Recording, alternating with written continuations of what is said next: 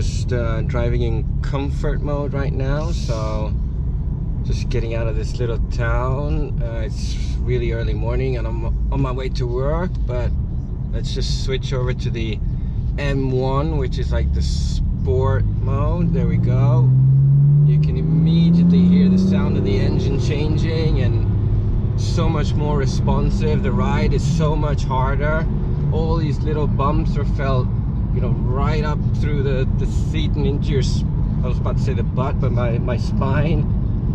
It just changes the car so much more. And okay, I'm not gonna change to the M2 mode, which is the Sport Plus mode, because basically you have to run you have to drive the car in manual mode then, so you have to shift the gears with the paddles, and I'm holding the camera right now, so it's a little bit difficult to do that. But when you do that, you also, the head-up display changes, so you get the full rev counter, and basically, you know, it's indicating when you have to change the gears. But it also makes the car just a tad more stiff as well, so even more race mode kind of.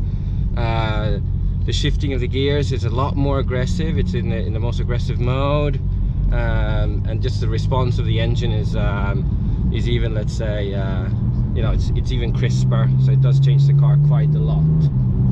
For me, driving this car, you know, on a daily basis, it's really fun to switch a little bit between the comfort and the sport mode, just to play a little bit. But you know, it's you can really tell that BMW, they focus, especially maybe on this competition package version, a bit more towards, you know, people who want to take it to the track.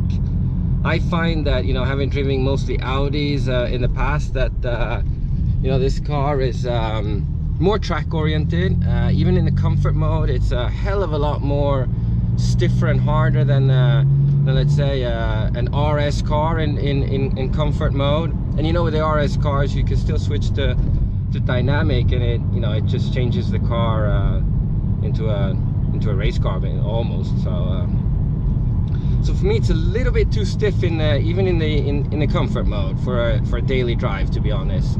Especially if you're on these kind of back roads where the roads are not too great. But even for long drives, you know, on the highway, I would imagine. Now, I went to Liechtenstein with this car, so basically from Switzerland to Liechtenstein, it's about a 3-hour drive. It's not too long, but it was a non-stop 3-hour drive.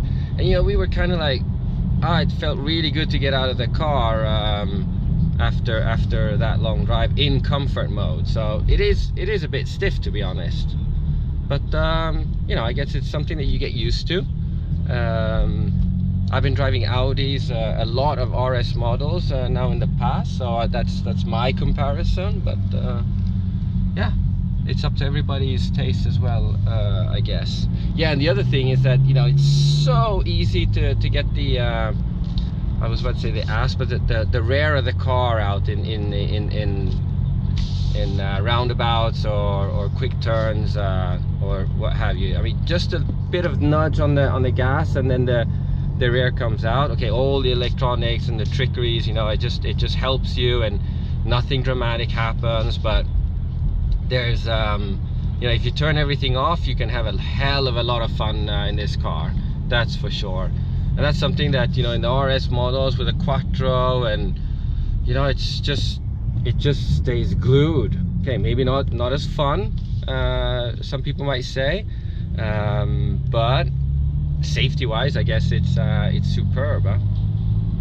Okay, I'm gonna go grab a coffee, as I always do on my morning run, and catch up with you later.